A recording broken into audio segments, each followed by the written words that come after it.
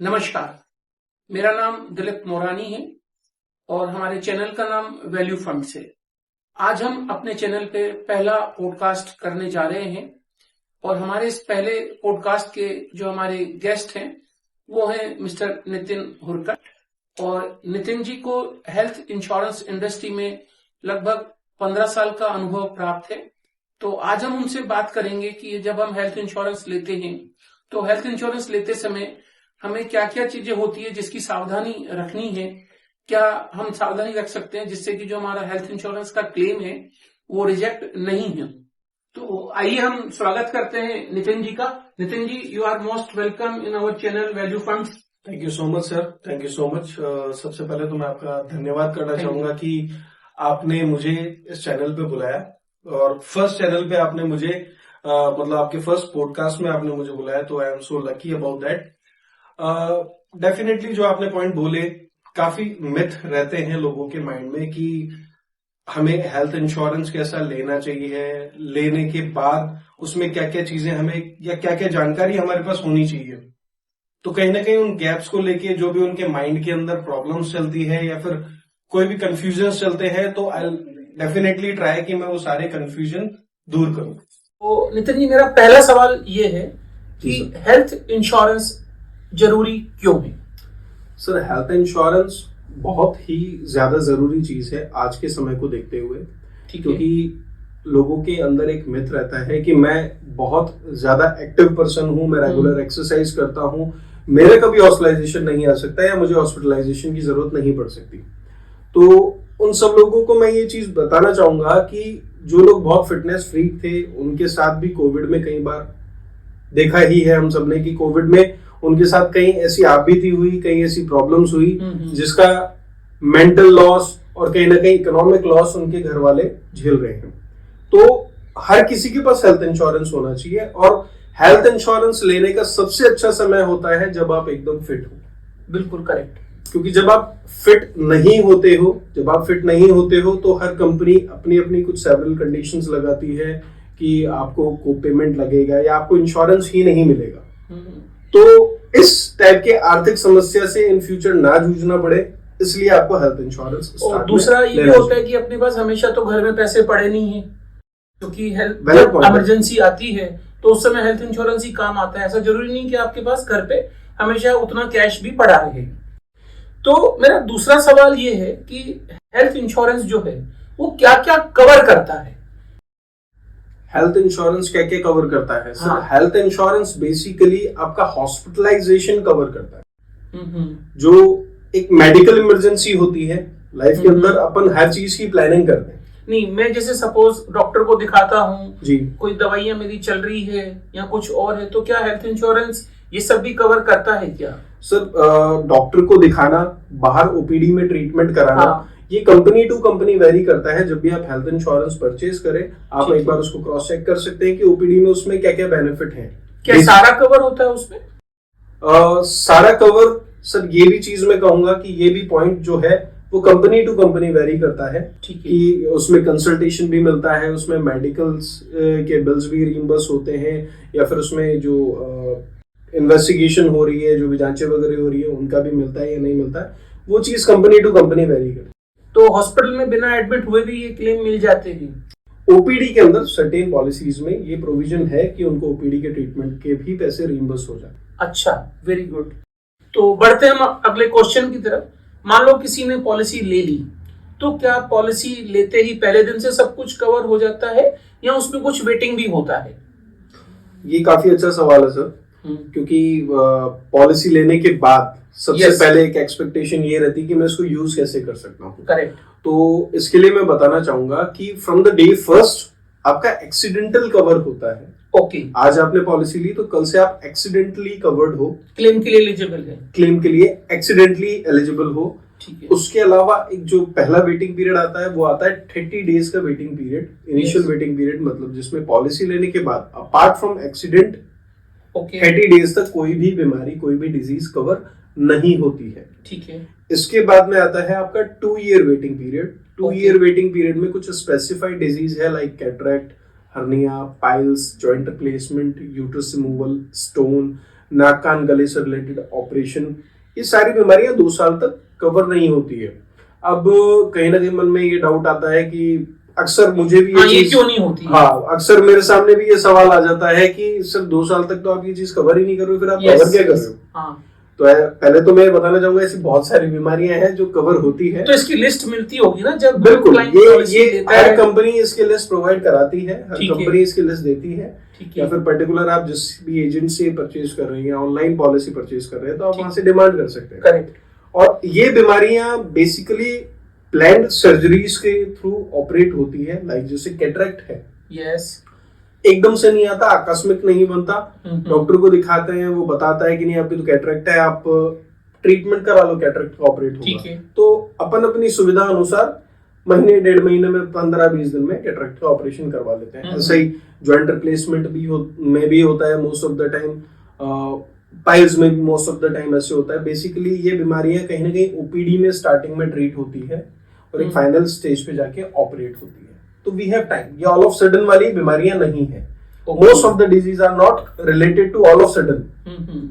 तो ये 2 year waiting period की बात होगी। इसके बाद में आता है अपने पास प्री एग्जिस्टिंग वेटिंग पीरियड। इसका time tenure company to company vary करता है। कुछ कंपनीज 4 साल बाद कवर करती है, कुछ कंपनीज 3 साल बाद इसको कवर करती है, कुछ कंपनीज ऑप्शन देती है कि आप एडिशनल पे करो या कुछ राइडर के थ्रू इसको आप इंस्टेंट भी कवर करवा सकते हो।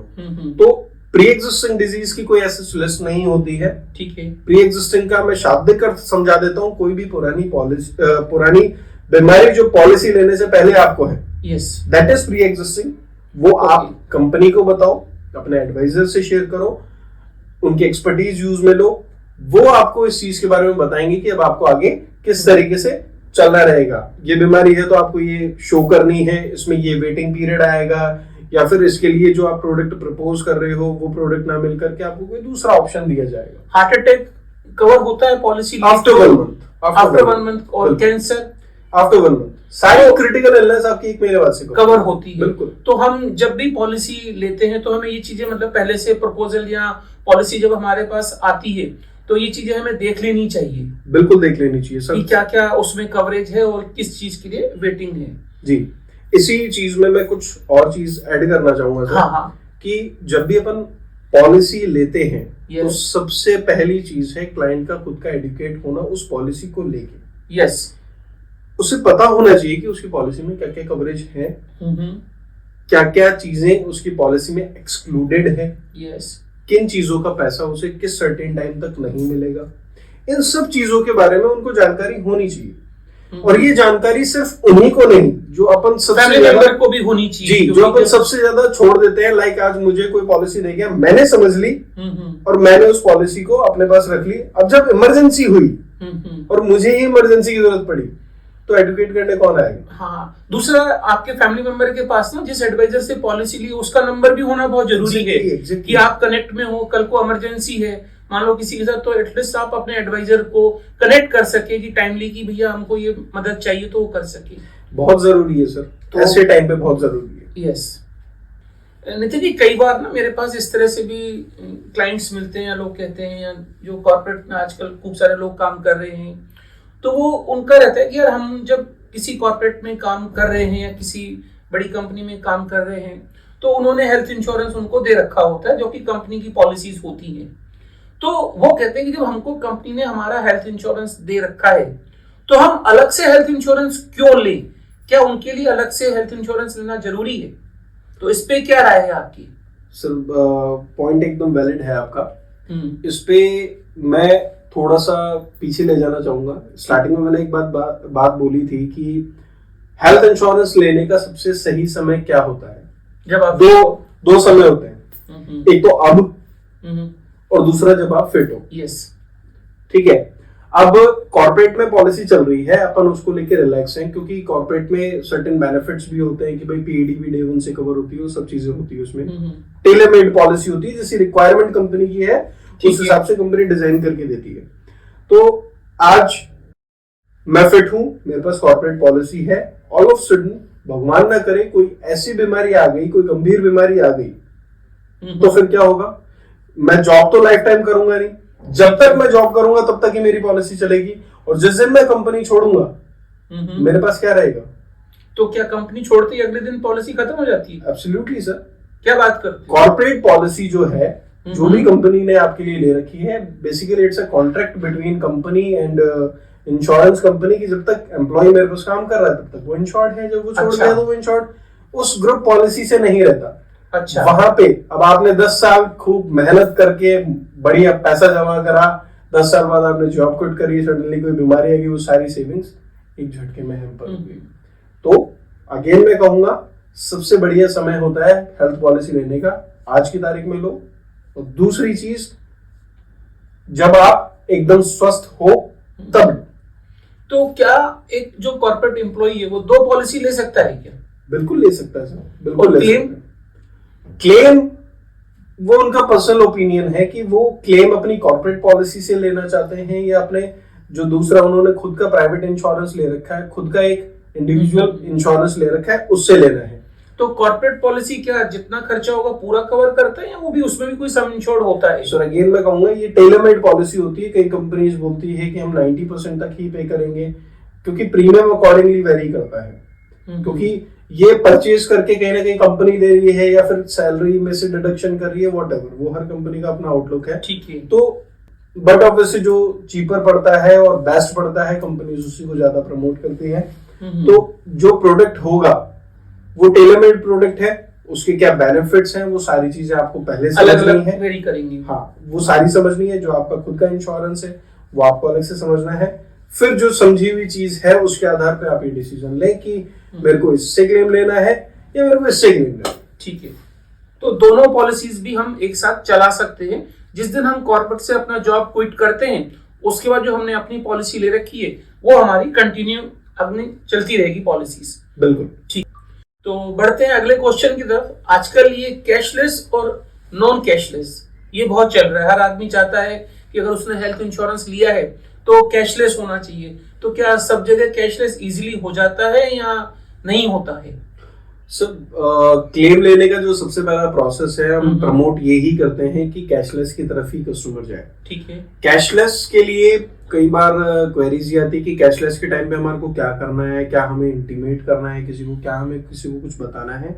तो यस, इंटीमेशन की वैसे काफी कंपनीज में जरूरत नहीं पड़ती है, बट फिर भी अगर अपन कैशलेस के टाइम पे अगर कोई प्लान सर्जरी है तो अपन कंपनी को इंटीमेट करें ताकि कंपनी सजग रहे, तैयार रहे कि उसके पास। टाइम पहले इंटीमेट करना होता है कंपनी को? सर हॉस्पिटलाइजेशन से एक दिन पहले भी आप इंटीमेट एक दिन पहले। और अगर इमरजेंसी है तो? इमरजेंसी है तो हॉस्पिटल खुद इंटीमेट करेगा सारी चीजें, हॉस्पिटल करेगा।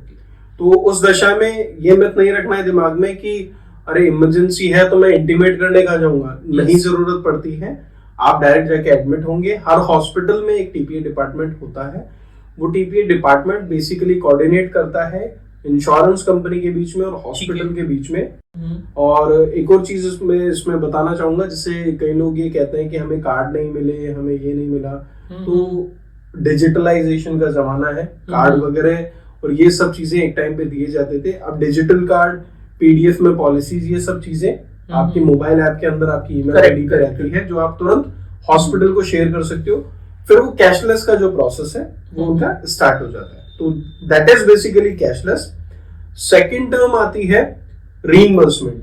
कोई ऐसा हॉस्पिटल है जहां पे इमरजेंसी में अपन चले गए और वहां पे ट्रीटमेंट करा लिया, तो वहां से जो भी बिल्स वगैरह है सारी की सारी चीजें आप कंपनी को प्रोवाइड करें या आप अपने एडवाइजर को दे या फिर जो भी सर्विस प्रोवाइडर इन बिटवीन है आप उसको दे। क्लेम फाइल होगा अकॉर्डिंगली। हर कंपनी का अपना एक टैक्ट होता है। अगर डॉक्यूमेंट सारे कंप्लीट हैं तो क्लेम फाइल हो जाता है और पैसा पे हो जाता है। ठीक है। आजकल जो अभी एक नई चीज आई है, जो मैं अप्रिशिएट करना चाहूंगा कंप्लीट इंश्योरेंस इंडस्ट्री को इस चीज के लिए कि उन्होंने कैशलेस एनीवेयर जैसी चीज को काफी प्रमोट करा है। अगला सवाल वही था जी।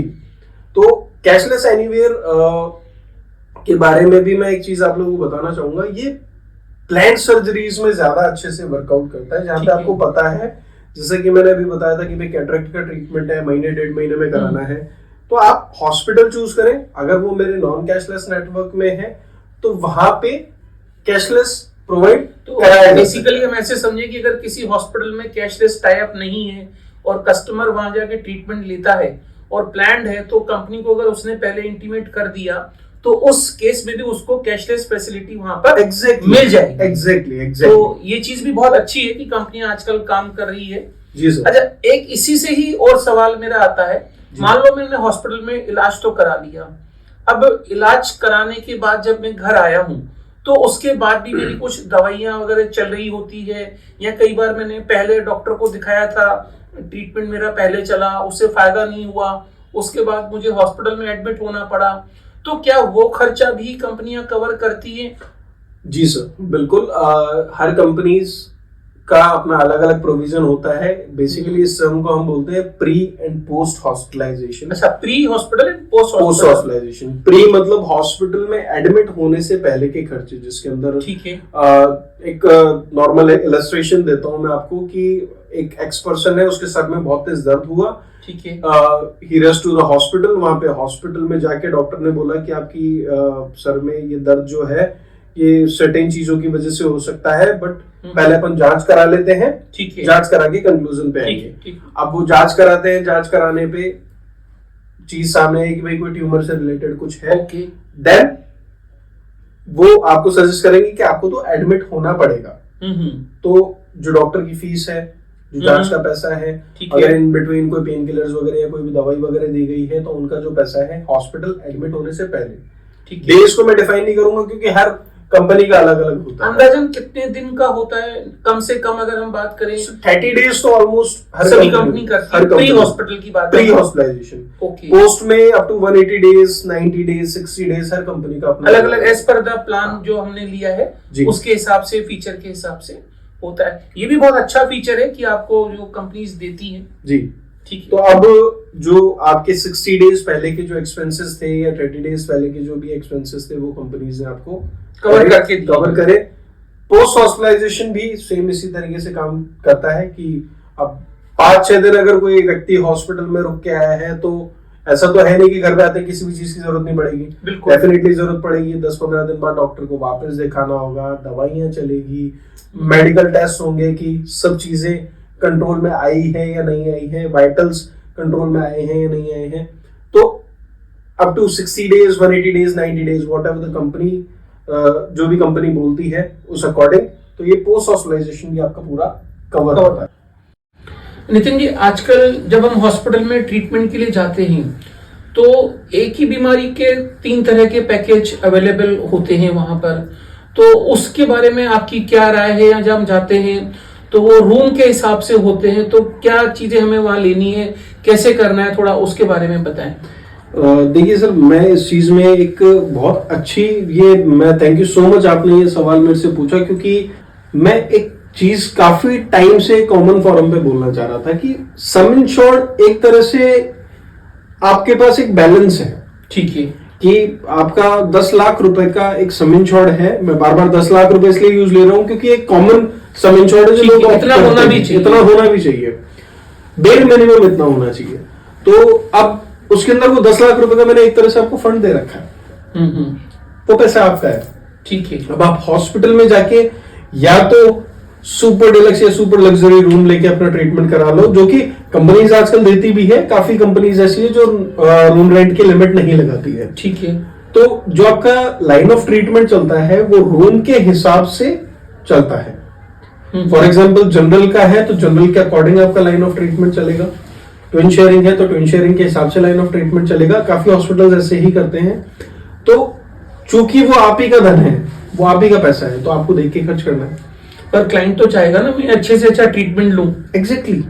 बट अगेन मैं वो चीज कहूंगा कि अनसर्टेनिटी, आज आपने अपना सम इंश्योर्ड एक क्लेम पे लगाया और खुदा ना खास्ता अगर उसी क्लेम के ऊपर सारा सम इंश्योर्ड खत्म हो गया तो yes there is recharge benefit, but वो कई कंपनी देती है, कई कंपनी नहीं देती है। तो ये अपना देय है, ये अपनी जिम्मेदारी है कि उस पैसे को हम तरीके से जहां तक इसमें जो नॉलेज है या जो चीजें सुनने में आती है कि ट्रीटमेंट तो सेम होगा, चाहे आप जनरल वार्ड लो चाहे कोई सा भी ward low. I think treatment में तो कोई फर्क नहीं होता। हॉस्पिटल ट्रीटमेंट तो सेम ही करता है, लेकिन क्या होता है कि डॉक्टर की फीस जो है उसके हिसाब से या वो जो ट्रीटमेंट का खर्चा है वो उससे लिंक होता है रूम के साथ। Exactly sir, exactly. Yes, I think बिल्कुल, यस। तो हमें ये चीज सावधानी रखनी है कि जब हम हॉस्पिटल में जा रहे हैं तो जो आजकल यूजुअली सब चीजें कि एक नॉर्मल सारी कंपनियां देती है, आपको सिंगल प्राइवेट एसी रूम देती हैं, तो हमें वो सिंगल प्राइवेट एसी रूम हम अवेल कर सकते हैं जहां पर अच्छे से हम ट्रीटमेंट ले सकते हैं। न ज्यादा लग्जरी है न ज्यादा डाउन है, एक single private AC room I think available है। बिल्कुल सर, देखिए ट्रीटमेंट कराने जा रहे हैं, हमारा मेन पर्पस में ट्रीटमेंट लेना है, तो लग्जरी एंजॉय करना नहीं है। दैट्स माय पॉइंट कि लग्जरी एंजॉय करने नहीं जा रहे हैं, अपन ट्रीटमेंट लेने जा रहे हैं, तो अपन ट्रीटमेंट को ट्रीटमेंट की तरीके से लेते हैं और आ जाते हैं। अब अगर वहां पे मैं लग्जरी कुछ देखना चाहता हूँ जो कि कंपनीज मना नहीं करती है, आप ले सकते हो, बट अगेन मैं कहूंगा वो पैसा आप ही का है, आपको देख के खर्च करना है।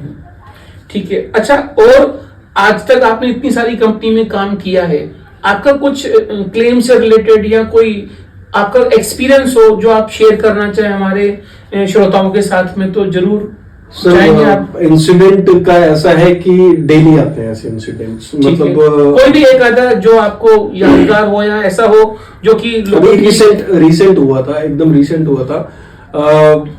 वन ऑफ माय फ्रेंड, उसके पास पॉलिसी चल रही थी, he was paying premium from last 4 to 5 years। Every year उसका एक सिंगल स्टेटमेंट रहता था, यार कहाँ जा रहा है पैसा, यार क्यों करवा रहा है इसको रिन्यू, रहने दे रहा है, छोड़ देना, क्या मतलब है, साला काम में तो आता नहीं है। और मैं हमेशा ये बोलता था कि नहीं भाई काम में आ सकता है, ठीक है, कराता रहने। रिसेंटली उसके साथ एक इशू हुआ, उसके बेटा है 1.5-2 साल का, वो मंदिर के अंदर वो कपूर की गोली होती है, बच्चे ने पिक करी और खा ली। अच्छा सर, वो बच्चा 1 दिन तक वेंटिलेटर पे रहा, 2 दिन आईसीयू में रहा। भगवान की दया थी कि वो क्योर हो गया, वो ठीक हो गया, बट 1 से 1.5 लाख रुपए का क्लेम बना। 1 से 1.5 लाख रुपए का क्लेम बना। क्या इसकी कोई प्लानिंग होगी? बिल्कुल नहीं होगी। बस क्या था, 10,000 रुपए का इंश्योरेंस हर साल वो पे कर रहे। जरूरत पड़ी तो ही जस्ट कॉल्ड मी, उसका फोन आया, अगर ये ऐसा ऐसा हो गया। मैंने बोला भाई बिल्कुल टेंशन मत ले, आराम से जा, एकदम ये तो हायर इमरजेंसी है, जाओ, ये तो कवर होगा।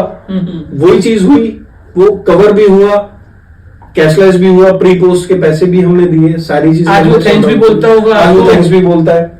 और इसको कैसे बढ़ा सकते हैं यार, सम इंश्योर्ड कैसे इंक्रीज कर सकते हैं, वो सब पॉइंट आने लग जाते हैं। बट तो ऐसा नहीं, कस्टमर जब क्लेम आता है तब बढ़ाने की बात क्यों करता है? हम कई बार जैसे उससे कहते हैं कि जो पॉलिसी है भैया इसका सम इंश्योर्ड आप पहले ही बढ़ा के रखो, क्योंकि जिसे अपन पहले भी डिस्कस कर रहे थे कि आप पॉलिसी तब लें जब आप फिट हो।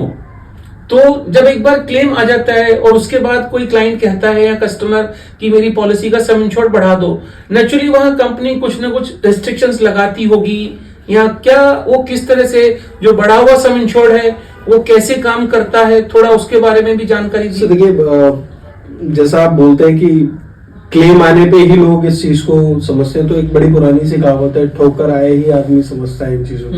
जब ठोकर पड़ती है तभी वो इस चीज के बारे में सोचता है कि यार ये क्लेम तो बड़ा भी हो सकता था। बिल्कुल। अब इस चीज को आप यूं समझिए कि जिसका क्लेम 1.5 लाख रुपए का आया, 5 लाख रुपए का सम इंश्योर्ड था, इजीली हो गया। अगर वो क्लेम 7-8 लाख रुपए का होता तो सबसे पहले वो मुझे कोसता कि तूने मेरा 5 लाख का चला रहा था, 10 लाख का क्यों नहीं कर रखा था यार। सही बात है। कितना प्रीमियम एक्स्ट्रा आ रहा था आपको, कि प्रीमियम कितना एक्स्ट्रा आ रहा था, 2,000 रुपए बढ़ रहे थे, 3,000 कर देता। तो मैं वही चीज कहूंगा कि sum insured as per are standard होता है, आपकी सहूलियत के हिसाब से, आपके स्टैंडर्ड के हिसाब से होता है कि मुझे ट्रीटमेंट कहाँ प्रेफर कराना है। अगर मेरा हॉस्पिटल फिक्स है कि मैं इसी हॉस्पिटल में ट्रीटमेंट कराता हूँ, वहां पे मुझे पता है कदम रखूंगा तो 1.5 लाख रुपए लग जाएंगे, बिल्कुल, तो मेरा सम इंश्योर्ड अकॉर्डिंगली होना चाहिए। और आजकल तो कंपनीज ऑप्शंस भी देती है कि अगर आपके पास 10 लाख का ही सम इंश्योर्ड है, आप हायर सम इंश्योर्ड नहीं परचेज करना चाहते हो, तो आप एक छोटा सा अमाउंट देके टॉप अप भी परचेज कर सकते हो। ऐसी फैसिलिटीज है मार्केट में। तो क्या ये जो इंश्योरेंस लेते हैं अपन आजकल, जैसे इनकम टैक्स में भी देखते हैं सरकार छूट देती है, तो क्या जो हम प्रीमियम पेमेंट कर रहे हैं क्या उस पे कुछ इनकम टैक्स की भी छूट अपने को मिलती है क्या? एक मिथ होता कितनी है, मिलती है वो भी थोड़ा बताएं। एक मिथ होता है, लोग अक्सर ये चीज समझते हैं कि जो एटीसी है, जो लाइफ इंश्योरेंस और इन सबसे कवर हो जाता है, उसी के अंदर हेल्थ इंश्योरेंस का भी पार्ट आ जाता है, या फिर कई लोग ये मानते हैं कि हेल्थ इंश्योरेंस पर टैक्स बेनिफिट मिलता ही नहीं है। ठीक है। 80D सेक्शन के अंदर टैक्स बेनिफिट मिलता है। अच्छा। ठीक है, जो 80D के अंदर 25,000 for a family tax benefit उसमें मिलता है। एल्डर एज पे और इन सब चीजों पे आप गूगल करके देख सकते 25,000 हैं। ऑफ टैक्स और प्रीमियम क्या? ऑफ प्रीमियम, जो हमने प्रीमियम दिया जो है, आपने प्रीमियम पे करा है वो आप पूरा टैक्स बेनिफिट उठा 25,000 सकते हो। 25,000 रुपए तक प्रीमियम का। प्रीमियम का आप ठीक है। उसमें टैक्स बेनिफिट उठा सकते हो। ठीक है। एक और चीज इसमें आती है कि मैंने मल्टीपल ईयर की पॉलिसी ले ली, तो मैं इसको कैसे ले सकता हूँ? तो बायफरगेट करके अच्छा। उसका हाँ, एवरी ईयर ऐसे भी ऑप्शन अवेलेबल है कि 2-3 साल की आप एक साथ भी पॉलिसी ले सकते हो। बिल्कुल, तो उसमें जो छूट मिलेगी वो 3 साल तक मिलेगी। बिल्कुल मिलेगी। ठीक है। नितिन जी, एक चीज बताओ, लोग ऐसी क्या कॉमन गलतियां करते हैं जिनकी वजह से कई बार सुनने में आता है कि उनको क्लेम नहीं मिला? तो ऐसी क्या सावधानी होती है जो हमको रखनी है कि जिससे कि हमारा जो क्लेम है वो पास और रिजेक्ट नहीं हो? क्या ये पॉलिसी लेते समय या हॉस्पिटल के टाइम हमें क्या सावधानी रखनी है, वो आप बताओ थोड़ा। सो देखिए, मैं अक्सर ये चीज कहता हूँ कि अगर आप हेल्थ इंश्योरेंस खरीद रहे हो, हाँ। जिसकी एक्सपर्टीज है हेल्थ इंश्योरेंस की, ठीक है। आप उससे परचेज करें। ठीक है। अब एक्सपर्टीज के पॉइंट पे एक एग्जांपल देना चाहूंगा कि आपका एक फ्रेंड है, ठीक है। जो कपड़े का व्यापारी है। आप जाओगे, आप बोलोगे नहीं यार ये कपड़ा अच्छा नहीं है, वो वाला दिखा, वो वाला कपड़ा अच्छा नहीं है, वो वाला दिखा। आपका फ्रेंड आपको बोल रहा है कि यार ये वाला बेस्ट है, तू ले ले, बहुत अच्छा है, तू ले ले। नहीं, बट आप उसमें ये चीज कहते हो कि नहीं यार ये अच्छा नहीं लग रहा, ये दे तो ये दे, और कहीं ना कहीं आप कोई कॉम्प्रोमाइज चीज उठा के ले आते हो। ठीक है। इसमें नुकसान किसका हुआ? बट ऑब्वियसली आपका हुआ। तो वो अपनी एक्सपर्टीज से आपको कुछ अच्छा देना चाह रहे थे, ठीक बट है। आपने वो नहीं लिया। यही चीज हेल्थ इंश्योरेंस में होती है। तो जो भी आपका सर्विस प्रोवाइडर है, जो भी आपको अप्रोच कर रहा है, वेदर इट इज ऑनलाइन या फिर आप किसी एजेंट के थ्रू ले रहे हो या फिर आप डायरेक्ट कंपनी में जाके परचेज कर रहे हो, आप कहीं से किसी भी मोड पे जाके परचेज कर रहे हो, तो बी ए गुड लिसनर, एक बार उनकी बात पूरी अच्छे से सुनो। ठीक है, ऑथेंटिसिटी आपको खुद को चेक करनी पड़ेगी कि आदमी एकदम लॉयल है या नहीं है, वो एक डिफरेंट पार्ट है। बट जो भी वो चीज कहते हैं, एक बार उसको क्रॉस वेरीफाई भी कर सकते हैं अपन, किसी दूसरी कंपनी से भी क्रॉस वेरीफाई कर सकते हैं। फॉर एग्जांपल एक्स कंपनी के बारे में आपने सारी जानकारी ले ली, उसी एक्स कंपनी के बारे में आप 2 जगह और से भी जानकारी ले सकते हो, तो एक क्रक्स पे आ जाओगे, क्योंकि आप हेल्थ इंश्योरेंस परचेज कर रहे हो जो आपकी आगे तक लाइफ में अनसर्टेनिटी कवर करेगा, आकस्मिक जो भी घटनाएं होंगी उन सबको वो कवर करेगा। तो ये काफी सोच समझ के परचेज करना चाहिए। मतलब एक्सपर्ट से लेना चाहिए कि जिस प्रोडक्ट की उसको नॉलेज हो, उसको प्रोडक्ट उसी से ही वो हेल्थ इंश्योरेंस हमको बाय करना है। ठीक है। नितिन जी, कई बार जब हमारे साथ लोग मिलते हैं तो कहते हैं कि यार कितने पैसे लगते हैं, 1-2 लाख रुपए तो अपने पास घर पे हमेशा होते ही हैं, तो अगर कोई मेडिकल इमरजेंसी आ गई तो हम उससे मीट आउट कर लेंगे वो इमरजेंसीज को। तो इसके बारे में आपकी क्या राय है? सर, ऐसा अक्सर देखने को मिलता है कि कस्टमर ये बोल देते हैं, खासकर ऐसे लोग जिनके पास सेविंग्स अच्छी होती है या फिर घर में पैसा पड़ा होता है। मैं एक चीज बोलना चाहूंगा सर कि लाइफ में अपन हर चीज की प्लानिंग करते हैं। ठीक है, लाइक जैसे आज मेरा बेटा है तो मैं मेरे बेटे की एजुकेशन की एक प्लानिंग करूंगा। करेक्ट। एक सर्टेन टाइम बाद मैं उसकी शादी की प्लानिंग करूंगा, उसकी अब्रॉड में स्टडीज की प्लानिंग करूंगा, और मेरे घर में परिवार में जो भी मैरिज फंक्शंस होंगे, मैं हर चीज की प्लानिंग करके रखूंगा, हर चीज का एक सेटअप बना के रखूंगा। बट क्या होगा अगर इन सब के बीच में कोई मेडिकल इमरजेंसी आ गई तो क्या मुझे मेरी सेविंग से कॉम्प्रोमाइज करना पड़ेगा? यस, मुझे करना पड़ेगा। मैं फ्यूचरिस्टिक ना होके मैं प्रेजेंट पे आ जाऊंगा कि मुझे तो आज की कंडीशन ठीक करनी है। बिल्कुल ठीक है। उसके लिए मैं अपने फाइनेंशियल्स को कॉम्प्रोमाइज कर दूंगा, कहीं ना कहीं मैं अपनी असेट्स तक को बेचने पे आ जाऊंगा। बिल्कुल ठीक है। इन सब चीजों को क्योर करने के लिए ही हेल्थ इंश्योरेंस बनाया गया है। और जैसे लोग ये कहते हैं कि भाई 1 लाख 2 लाख 3 लाख हमारे पास पड़ा हुआ है, हमारे पास रखा हुआ है, ऐसे लोगों को तो डेफिनेटली हायर सम इंश्योर्ड लेना चाहिए। और आजकल बीमारियों में खर्चे भी बहुत जबरदस्त हो रहे हैं। आज जरा सा हॉस्पिटल में हम एडमिट होते हैं तो 2-3 लाख का बिल तो ऐसे बन जाता है, पता ही नहीं चलता है।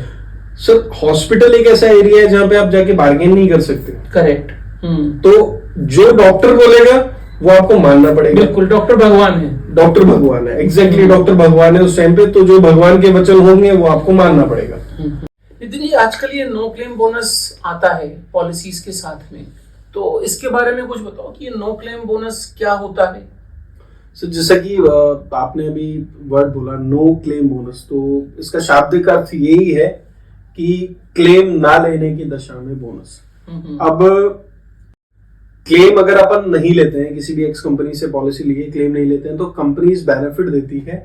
वो परसेंटेज कुछ भी हो सकता है, लाइक 100% भी हो सकता है, 20%, 50%, वॉट एवर।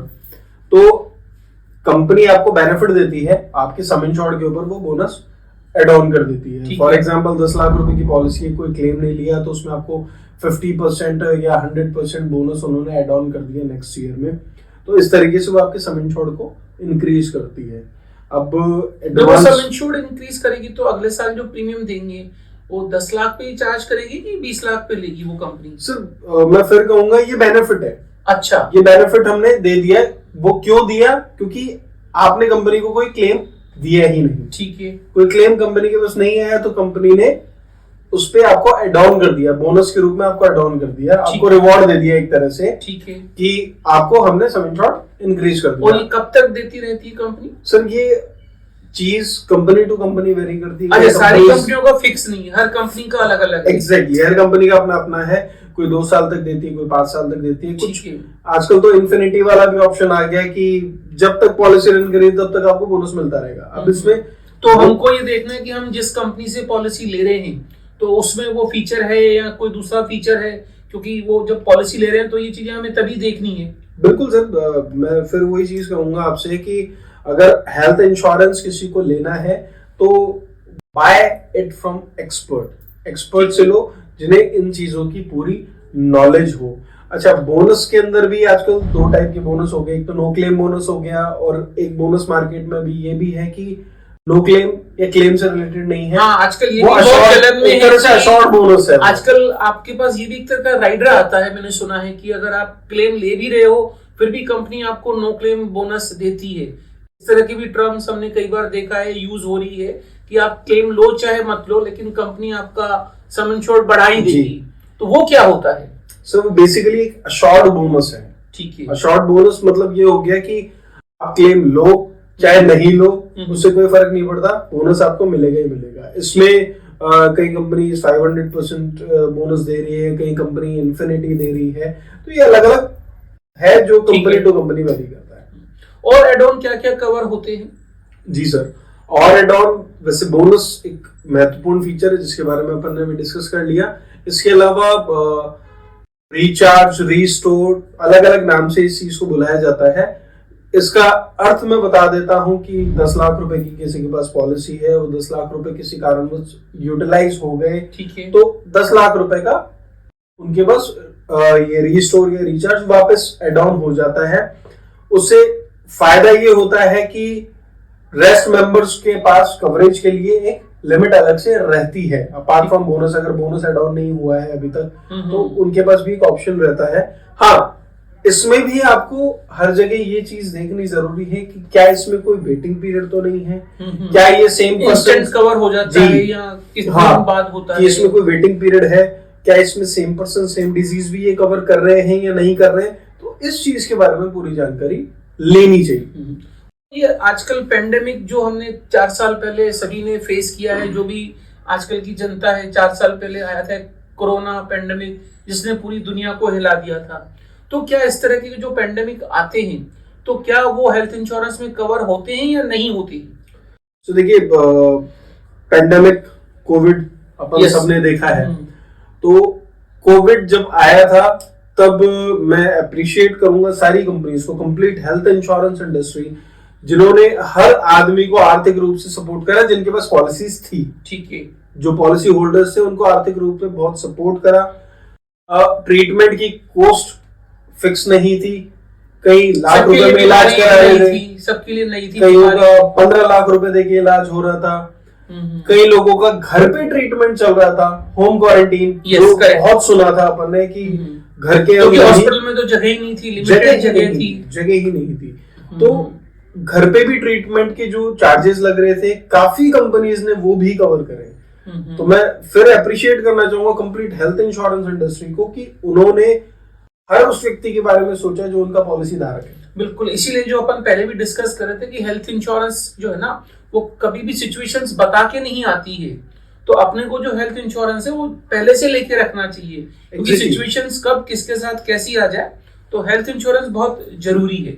बीमारी एक ऐसी चीज है, अनसर्टेनिटी, आकस्मिक, आप कितना भी खुद को क्यों रख लो, ठीक है। अच्छा, इसको अपन इस तरीके से समझ सकते हैं कि मैं बहुत फिट हूँ, मैं एकदम मतलब बहुत शारीरिक रूप से और मानसिक रूप से मैं एकदम सुदृढ़ आदमी हूँ, मेरे को हर चीज की नॉलेज है, मुझे फिटनेस की पूरी नॉलेज है, मैं कुछ भी नहीं हो सकता।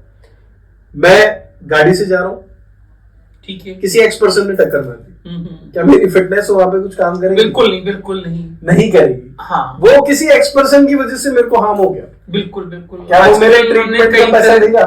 बिल्कुल, कई ऐसे एक्सीडेंट होते हैं हमने देखे कि आप तो पूरी सेफ्टी के साथ चला रहे हो, लेकिन सामने वाले का आप गारंटी नहीं दे सकते ना कि वो कैसे चला रहा है या वो क्या है। फिर अब उस टाइम पे दो ऑप्शन आते हैं, या तो मैं उसको बोलूंगा कि मेरे ट्रीटमेंट का पैसा दे, हो सकता है उस टाइम पे अवस्था ऐसी नहीं हो तो हम अपने आप को लेके चलेंगे। हाँ, वो संभव ही नहीं है। तो उस जगह भी आपके हेल्थ इंश्योरेंस, क्योंकि हेल्थ इंश्योरेंस को आप किसी भी पहलू से कनेक्ट कर सकते हो सर। ये अनसर्टेनिटी, आकस्मिक होने वाली चीज है, अगर कोई भी आकस्मिक होता है तो वहां पे जो आपको बचाएगा, आपका सबसे बड़ा परम मित्र बन के वहां पे खड़ा होगा, वो होगा हेल्थ इंश्योरेंस। नितिन जी, मेरे पास ना कई बार ऐसे भी होता है कि कुछ लोगों के कॉल्स आते हैं, जैसे हम करते हैं इंश्योरेंस में, तो लोग कहते हैं साहब 10 साल हो गए या 5 साल हो गए, मैं लगातार प्रीमियम दे रहा हूँ, लेकिन आज तक मेरा कोई क्लेम ही नहीं आया, तो मेरा पैसा तो वेस्ट हो गया, ये पैसा मैं कहीं इन्वेस्ट करता तो शायद दिलीप जी मेरी अच्छी वैल्यू बन जाती। तो इस पे क्या राय है आपकी? सर, ये पैसा इन्वेस्ट ही हो रहा है एक तरह से। ये इन्वेस्ट कैसे हो रहा है वो मैं आपको बताना चाहूंगा कि आज लेट सपोज किसी का सम इंश्योर्ड है 10 लाख रुपए के आसपास, और वो हमें 20,000 रुपए मंथली ईयरली मोड पे हमारे को 20,000 रुपए वो पे कर रहे हैं। 10 साल में उन्होंने मुझे कितना दिया? 2 लाख रुपए। 2 लाख रुपए। मैं कवरेज कितने का दे रहा हूँ? 10 लाख रुपए। और कंपनी टू कंपनी वेरी करता है, किसी कंपनी में 100% बोनस मिलता है, किसी में 500%, किसी में 600%। तो एक टाइम के बाद सम इंश्योर्ड भी इंक्रीज हो गया। यस। क्या मुझे वो गारंटी दे सकते हैं इस चीज की कि उनको कभी हॉस्पिटलाइज होने की जरूरत ही नहीं पड़ेगी इन फ्यूचर? ये तो कोई नहीं दे सकता। ये कोई नहीं दे सकता, ये कोई भी नहीं दे सकता, क्योंकि ये शब्द होता है एक अनसर्टेनिटी। हेल्थ इंश्योरेंस उसी पॉइंट पे काम करता है। अब जिस दिन जरूरत पड़ेगी तो क्या मैं उनको बाउंड करूंगा कि नहीं आप इतना ही ले सकते हो, उतना ही ले सकते हो? जो सम इंश्योर्ड है उस लिमिट तक वो मुझसे पूरा पैसा ले सकते हैं। अब 10 साल में मुझे 2 लाख रुपए दिया, क्लेम आ गया लेट सपोज 20-25 लाख रुपए का, 30 लाख रुपए, क्योंकि इन्फ्लेशन रेट बढ़ रही है, महंगाई बढ़ती जा रही है। 10 साल बाद जो आज ट्रीटमेंट 5 लाख का हो रहा है वो 50 लाख का भी हो सकता है। मॉडर्न ट्रीटमेंट्स खूब मार्केट में आ रहे हैं कि नए नए तरीके से ट्रीटमेंट्स चल रहे हैं, एक्सपेंसिव है, जिसके पास हेल्थ इंश्योरेंस है बट ऑब्वियसली वही बियर कर पा रहे हैं, तो उस चीज पे कैसे कम्पीट करेंगे?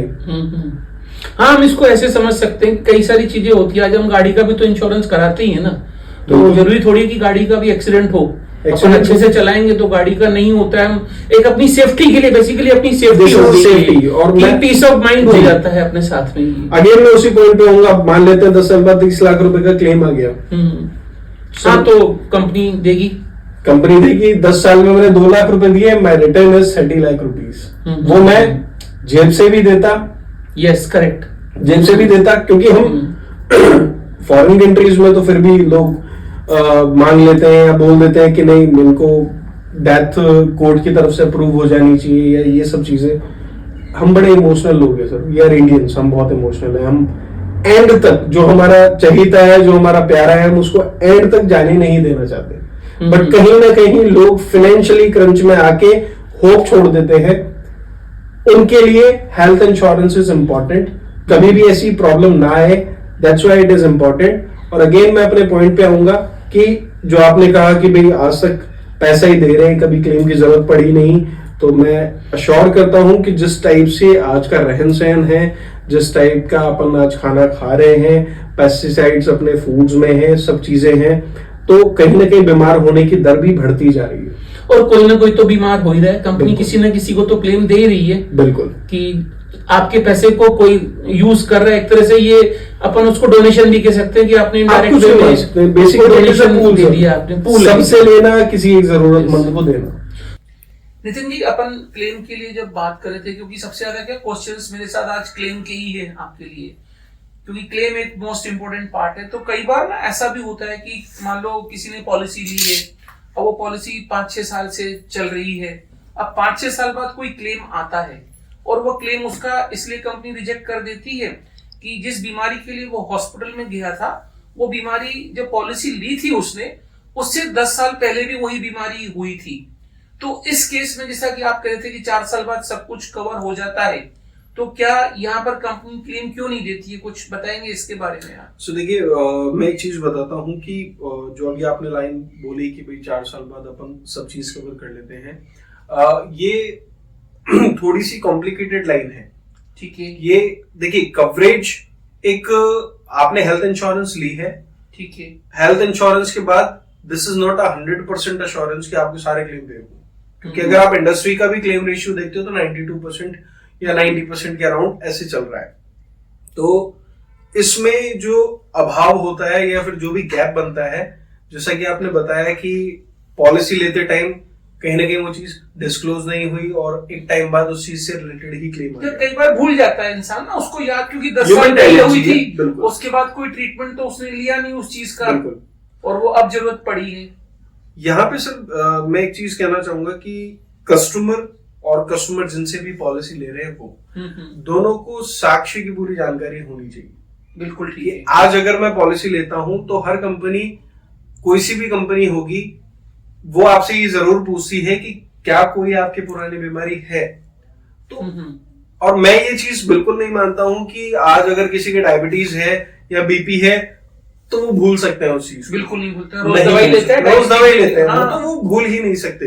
हाँ, कोई सर्टेन ऑपरेशन है कि यार 10 साल पहले हुआ था, तो हॉस्पिटल में जाना ये चीज भी कोई नहीं भूलता कि मैं हॉस्पिटल में एडमिट रहा हूँ, 3-4 दिन में एडमिट रहा हूँ। तो जानकारी होती है और ये जानकारी कंपनी को देना बहुत ज्यादा जरूरी है। हाँ, क्योंकि तभी तो आज वो हॉस्पिटल गया है। हाँ। आज भी तो डॉक्टर को बता ही रहा है वो। जब डॉक्टर पूछ रहा है तो डॉक्टर को आप बता रहे हो, और जब आपका इंश्योरेंस एडवाइजर कंपनी तो जो भी आपसे पूछ रही है आप उसको नहीं बता रहे हो, दैट इज रॉन्ग। हाँ, तो हमें ये भी सावधानी रखनी है कि जब हम इंश्योरेंस पॉलिसी बाय करते हैं तो अगर हमारे पास कोई भी पुरानी बीमारी है जिसका हमने कभी भी जीवन में कोई ट्रीटमेंट लिया है, तो इंश्योरेंस करते समय हमें वो भी सब चीजें पूरी तरह से मेंशन करनी है कि किस चीज के लिए हम भर्ती हुए थे, क्या लाइन ऑफ ट्रीटमेंट हुआ था। अगर हम ये करते हैं तो भविष्य में आने वाला जो हमारा क्लेम होगा वो इजी गोइंग में पास हो जाएगा। अगर कंपनी उसके ऊपर अपने को पॉलिसी देती है तो आई थिंक क्लेम, फिर कंपनी ये नहीं कह सकती कि आपने ये बताई नहीं थी या उससे हुआ या जो भी हुआ, वहां क्लेम रिजेक्शन के चांस जो है 0 हो जाते हैं मेरे हिसाब से। क्या है इसमें? जी सर, देखिए, मैं एक बार आपको वापस से उसी पॉइंट पे लेके जाना चाहूंगा कि क्लेम, मैं फिर यही चीज कहूंगा कि अगर आपने पॉलिसी ली है तो 100% आपको क्लेम मिले, ये श्योरिटी कोई नहीं देता, ये श्योरिटी कोई नहीं देता। बट हाँ, अगर उसके इसमें चांस तो बढ़ जाते हैं ना, अगर चांस बढ़ जाते हैं, पहले से डिक्लेयर कर रखी है तो। जो अंडरराइटर होता है, मैं थोड़ा सरल भाषा में बता दूं, जो भी आपके एडवाइजर हैं या जिनसे भी आप पॉलिसी ले रहे हो, उनको आपको एक एक जानकारी सटीक रूप से देनी है। वो जानकारी कंपनी तक मुहैया करवाएंगे, कंपनी उसके ऊपर डिसीजन लेगी कि क्या हमें आपको ये पॉलिसी देनी है या फिर क्या हम आपको कोई दूसरी पॉलिसी दे सकते हैं। ठीक है। एक साक्ष्य रूप पे जो पॉलिसी बनेगी, एक जो ईमानदारी से पॉलिसी आपकी क्रिएट होके आएगी, वहां पे आपका क्लेम कहीं ना कहीं 100% रहने वाला है, वहां पे आपको हर्डल फेस करने को नहीं मिलेगी। कई बार मैंने देखा है कंपनियां अगर कोई ऐसी बीमारी है तो उसमें कुछ लोडिंग भी लगा देती है प्रीमियम का। प्रीमियम लोडिंग एक बहुत वैलिड पॉइंट है सर, क्योंकि कंपनी टू कंपनी वेरी करता है कि लाइक डायबिटीज है, बीपी है, क्या आप हमें पॉलिसी दे दोगे। सर्टेन कंपनीज कहती है, कई कंपनीज ये चीज बोलती है कि आप इतना पैसा एक्स्ट्रा दो हमारे को, हम उसको 1 महीने बाद से कवर कर लेंगे, 1 साल बाद से कवर कर लेंगे। अच्छा, that is a valid point. Customer को इस चीज के ऊपर ऑब्जेक्शन इसलिए नहीं होना चाहिए क्योंकि ये डायबिटीज, बीपी, ये ऐसी बीमारियां हैं आजकल लाइफस्टाइल का पार्ट है और कहीं ना कहीं इनसे रिलेटेड ही चीजों की वजह से आपको हॉस्पिटलाइजेशन आता है। बिल्कुल। तो ये तो ऐसी चीजें जो आपको बतानी बतानी है, वो तो छुपाने का कोई लॉजिक ही नहीं होता। नितिन जी, अभी जो अपन बात कर रहे थे कि हेल्थ इंश्योरेंस के बारे में, तो जो पेंडेमिक था, पेंडेमिक में कह रहे थे कि क्लेम्स भी लोगों के यहाँ उससे पहले नहीं आते थे या बंद कर देते थे। तो मैंने कई बार देखा है सिचुएशंस जब ऐसी आ जाती हैं या कस्टमर के पास हेल्थ इंश्योरेंस नहीं होता है, तो ट्रीटमेंट तो कराना ही है, तो वहां पर उसको अपनी एसआईपी ब्रेक करनी पड़ती है, या कई लोगों ने अपने टर्म इंश्योरेंस को भी ब्रेक कर दिया क्योंकि पैसे नहीं होते। तो इसका क्या इम्पैक्ट पड़ता है हमारी लाइफ के ऊपर, उसके बारे में कुछ जानकारी दें। सो देखिए, ये बहुत ही यूजफुल चीजें हैं। आपका इन्वेस्टमेंट, ठीक है, अपन इन्वेस्टमेंट क्यों कराते हैं? फ्यूचर के लिए। फ्यूचर के लिए कराते हैं, प्रेजेंट के लिए इन्वेस्टमेंट नहीं करते। तो फ्यूचर के लिए आप इन्वेस्टमेंट कर रहे हो, वो इन्वेस्टमेंट किसी ना किसी रीजन की वजह से होगा। ठीक है। फॉर एग्जाम्पल एजुकेशन पर्पज हो सकता है, मैरिज एक प्रोस्पेक्टिव हो सकता है, वर्ल्ड टूर हो सकता है, मेरे को कहीं घूमने जाना है, मेरे को मतलब हायर एज में मुझे मेरी लग्जरी एंजॉय करनी है, वो किसी भी चीज के लिए हो सकता है। हाँ, बेसिकली वो इलाज के लिए नहीं था पैसा। कोई नहीं करता सर। हाँ। कि आज तक मैंने किसी को नहीं सुना कि ये तो मैंने 5 लाख रुपए रख रखे हैं, कल को कोई हारी बीमारी हो तो मैं 5 लाख रुपए निकाल लूंगा, इसकी कोई प्लानिंग नहीं करता। तो अपन इन्वेस्टमेंट, आपकी जो इन्वेस्टमेंट है वो कॉम्प्रोमाइज ना हो, इसलिए हेल्थ इंश्योरेंस और लाइफ इंश्योरेंस होता है कि आपके इन्वेस्टमेंट कॉम्प्रोमाइज ना हो। ठीक। तो जब अपन उस कॉम्प्रोमाइज सिचुएशन को नहीं झेलना चाहते या देखना ही नहीं चाहते, तो हेल्थ इंश्योरेंस, लाइफ इंश्योरेंस ये कभी भी किसी भी सूरत में बंद नहीं करना चाहिए। क्योंकि इस चीज को आप इस तरीके से समझो कि कोई आर्थिक आपदा आ गई, एक न्यूक्लियर फैमिली है, 2 एडल्ट 2 चाइल्ड की एक न्यूक्लियर फैमिली है, हंसी खेलता परिवार है। हाँ, आजकल तो सब जो है न्यूक्लियर फैमिली में रहते हैं। जी। तो suddenly let suppose job person है, जॉब चलेगी, जॉब हाथ में नहीं है, फाइनेंशियल क्रंच आ रखा है, घर में खाना वाना चल रहा है, बस नॉर्मल रूटीन लाइफ चल रही है, उस बीच में हेल्थ इंश्योरेंस की भी किस्त आ गई।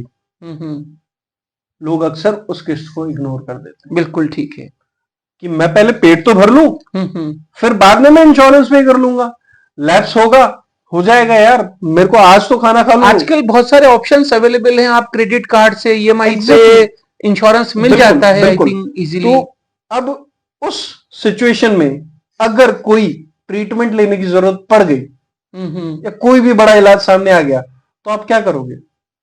अपनी सेविंग्स ही तोड़ेगा। अपनी सेविंग्स तोड़ोगे। सेविंग्स अगर ऑलरेडी टूटी हुई है तो आपकी नजर जाएगी अपने घर की ज्वेलरी पे, या फिर आपकी असेट पे, या फिर आप कहीं ना कहीं अपने रिश्तेदारों में या अपने फ्रेंड सर्कल में बात उधार लेंगे कि यार पैसे चाहिए। और आजकल हर व्यक्ति समझदार है, जिसको पता है कि इसकी आज ही हालत खराब है, ये मेरा उधार कहां से चुका है। सही है। तो बुरे समय पे पता लग जाएगा इस चीज का, इंश्योरेंस काम आता है। हाँ, तो मैं फिर कहूंगा जो आपका सबसे अजीज दोस्त है, जिसको आप हर साल बस पैसे दे रहे हो, वो आपके साथ कभी आके बैठता भी नहीं है, बस उसको हर साल आप पैसे भिजवा देते हो, ये तू पैसे ले, वहां पे बैठा रहे, खुश रहे, जिस दिन जरूरत पड़े ना भाई तुरंत आ जाना। तो वो हेल्थ इंश्योरेंस आपका वो दोस्त है, जब जरूरत पड़ेगी तब वो आपके पास आके खड़ा हो जाएगा। तो आज की पॉडकास्ट, ये जो पॉडकास्ट हम कर रहे हैं, इसको हम यहीं पे एंड करते हैं। आपके अगर इस हेल्थ इंश्योरेंस से रिलेटेड अगर और भी कोई सवाल है तो हमें कमेंट बॉक्स में जरूर बताइएगा। तो नितिन जी अवेलेबल हैं, नितिन जी को हम नेक्स्ट टाइम चाहेंगे जरूर सुने अगर आपके पास कोई भी सवाल। दोस्तों, अगर आपको ये हमारा पॉडकास्ट इंफॉर्मेटिव लगा है तो हमें कमेंट बॉक्स में जरूर बताएं, और अगर हेल्थ इंश्योरेंस से रिलेटेड अगर आपके कोई भी सवाल हैं तो वो भी हमें कमेंट बॉक्स में जरूर बताएं। तो नेक्स्ट टाइम हम उन सवालों के जवाब देने की आपको पूरी कोशिश करेंगे। तो आज का पॉडकास्ट हम यहीं समाप्त करते हैं। उससे पहले हमारे इस चैनल को आप जरूर लाइक, सब्सक्राइब और शेयर जरूर कीजिएगा। आपका दोस्त दिलीप मोरानी। Thank you.